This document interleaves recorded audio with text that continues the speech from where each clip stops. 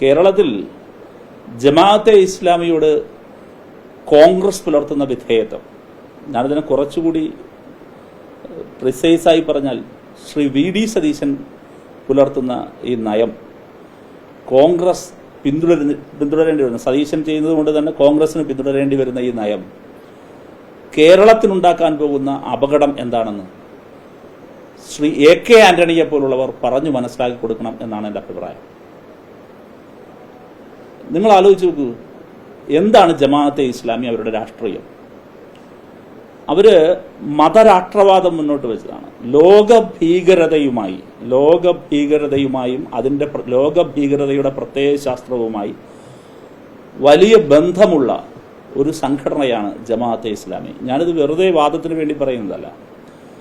ലോകഭീകരതയുടെ പ്രത്യയശാസ്ത്ര ഗ്രന്ഥം എന്ന് വിശേഷിപ്പിക്കാവുന്ന ഒരു പുസ്തകമുണ്ട്. അതിൻ്റെ പേര് മൈൽ സ്റ്റോൺസ് എന്നാണ്. സെയ്ദ് ഖുത്തുബ് എന്നൊരാളാണ് അത് എഴുതിയത്. സെയ്ദ് ഖുത്തുബിന്റെ ഒരു പൊളിറ്റിക്കൽ ഗുരു ആരാണെന്ന് ചോദിച്ചാൽ ജമാഅത്തെ ഇസ്ലാമി സ്ഥാപകനായ അബുൽ അഅ്ല മൗദൂദിയാണ്. അബുൽ അഅ്ല മൗദൂദിയിൽ നിന്ന് ഇൻസ്പയർഡായ സെയ്ദ് ഖുത്തുബിന്റെ മൈൽ സ്റ്റോൺസ്, മലയാളത്തിൽ ജമാഅത്തെ ഇസ്ലാമിയുടെ തന്നെ പബ്ലിക്കേഷൻ അത് വഴിയടയാളങ്ങൾ എന്ന പേരിൽ ഈ അടുത്ത കാലം വരെ പ്രസിദ്ധീകരിച്ചിരുന്നു എന്നുകൂടി ഓർമ്മിക്കണം.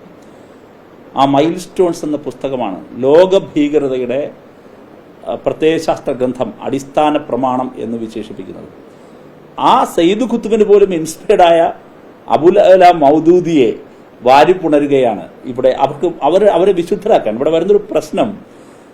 ഞാൻ ശ്രീ വി.ഡി. സതീശനെ നോക്കുകയായിരുന്നു. ശ്രീ വി.ഡി. സതീശന്റെ മെയ്വഴക്കം എന്തൊരു മെയ്വഴക്കാണ്! ഒരേ സമയം ഗോൾവൽക്കറുടെ മുമ്പിൽ തൊഴുതു നിൽക്കാനും അതേസമയം അതേ തൊഴുകൈകൾ അബുൽ അഅ്ല മൗദൂദിയുടെ മുമ്പിൽ പിടിക്കാനും ഒരു മടിയുമില്ലാത്ത മെയ്വഴക്കം. കേരള രാഷ്ട്രീയത്തിലെ അസാമാന്യമായ മെയ്വഴക്കമുള്ള രാഷ്ട്രീയ നേതാവാണ്. ഒരു നാണവും കൂടാതെ മെയ്വഴക്കത്തിന് ഒരു കാര്യമില്ല. ഒന്ന് മെയ്വഴക്കാണ്. ആലോചിച്ച് നോക്കൂ, ഒരിടത്തുനിന്ന് വേറൊരിടത്തേക്ക് രണ്ട് എക്സ്ട്രീമിന്റെ മുമ്പിലും കൈകൂപ്പി നിൽക്കുകയാണ്. കൈ കൊടുക്കാനും കൈ കൂപ്പി നിൽക്കാനും ഒരു മടിയില്ല. മൗദൂദിയോട് കൈ കൊടുക്കാനും നമ്മുടെ ഗുരുജി ഗോൾവൽക്കറുടെ മുമ്പിൽ കൈ കൂപ്പി നിൽക്കാനും ഒരു മടിയുമില്ലാത്ത രാഷ്ട്രീയ നേതാവായി വി.ഡി. സതീശൻ മാറി. ഇനി ഞാൻ ഒരു കാര്യം കൂടി പറയാം. ഹിന്ദു ഐക്യവേദിയുടെ നേതാവാണ് ശ്രീ ആർ.വി. ബാബു. ആർ.വി. ബാബുവിന്റെ സ്റ്റേറ്റ്മെന്റ് ഇപ്പോഴും നിങ്ങൾ കാണാൻ കഴിയും. അദ്ദേഹം പറഞ്ഞ സ്റ്റേറ്റ്മെന്റ് എന്താ? പരവൂരിൽ ജയിക്കുന്നതിന് വേണ്ടി RSSന്റെ രഹസ്യ പിന്തുണ ശ്രീ വി.ഡി. സതീശൻ തേടിയിട്ടുണ്ട്. ഇത് ആർ.വി. ബാബു പറഞ്ഞിട്ട് എത്ര നാളായി? ഇത്രയും കാലത്തിനിടയിൽ ഒരു വക്കീൽ നോട്ടീസെങ്കിലും ശ്രീ വി.ഡി. സതീശൻ ആർ.വി. ബാബുവിനെതിരെ അയച്ചോ? അത് അഡ്മിറ്റ് ചെയ്യുക. ഇപ്പോൾ ഒരു വശത്ത് RSSന്റെ പിന്തുണ വാങ്ങാനും എന്നാൽ മറുവശത്ത് ജമാഅത്തെ ഇസ്ലാമിയുടെ പിന്തുണ വാങ്ങാനും ഒരു മടിയുമില്ലാത്ത നേതാവായി ശ്രീ വി.ഡി. സതീശൻ മാറി. കോൺഗ്രസ് മാറി.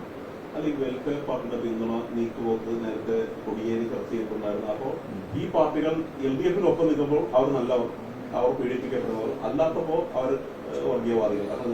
ഇത് ജമാഅത്തെ ഇസ്ലാമിയും അവരുടെ സ്ഥാപനങ്ങളും ഇപ്പോൾ പ്രചരിപ്പിക്കുന്ന ഒരു നരേഷനാണ്. എന്താ അതിന്റെ വ്യത്യാസം? വളരെ വ്യക്തമല്ലേ? ഇടതുപക്ഷ ജനാധിപത്യ മുന്നണിയോ CPIM-ഓ ഒരു ഘട്ടത്തിലും ജമാഅത്തെ ഇസ്ലാമിയോ അതിന്റെ സംഘടനകളുമായിട്ടോ ഒരു രാഷ്ട്രീയ ധാരണയും, ഞാൻ അടിവരയിട്ട് പറയാണ്, ഒരു രാഷ്ട്രീയ ധാരണയും ഞങ്ങൾ ഇടപെട്ടിട്ടില്ല.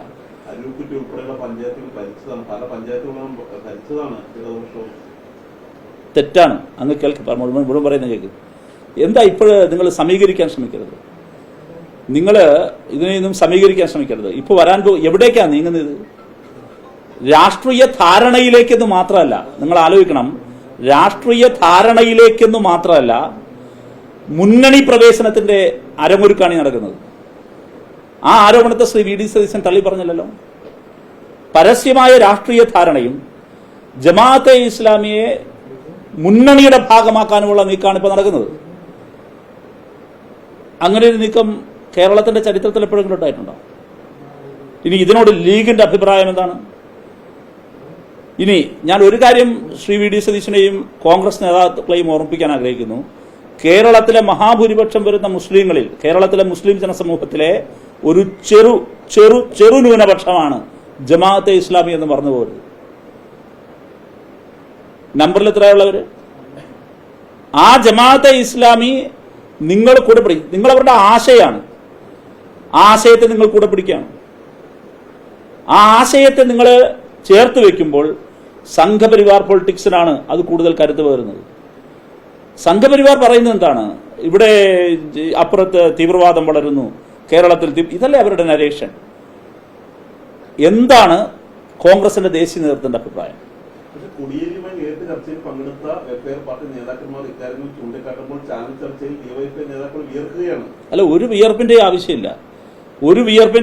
ഒരു ഘട്ടത്തിലും ഞങ്ങളുമായി ഒരു രാഷ്ട്രീയ ധാരണയും അവരുമായിട്ടുണ്ടായിട്ടില്ല. ചില പ്രത്യേക സാഹചര്യങ്ങളിൽ ഈ ഇവരുണ്ടല്ലോ, വെൽഫെയർ പാർട്ടിയല്ല, ജമാഅത്തെ ഇസ്ലാമി ഉണ്ടായിരുന്ന സമയങ്ങളിൽ അവർ ഇടതുപക്ഷ നിലപാടുകളെ അവർ പിന്തുണച്ചിരുന്നു. ചില സന്ദർഭങ്ങളിൽ അത് സാമ്രാജ്യത്വ വിരുദ്ധതയുടെ കാര്യത്തിൽ, ഇപ്പോൾ മറ്റു ചില ചരിത്ര ഘട്ടങ്ങളിൽ, രാഷ്ട്രീയ ഘട്ടങ്ങളിലെല്ലാം അങ്ങനെ ഉണ്ടായിട്ടുണ്ട്. ഞാൻ ഉപയോഗിക്കുന്ന പദം വളരെ ക്ലിയറാണ്.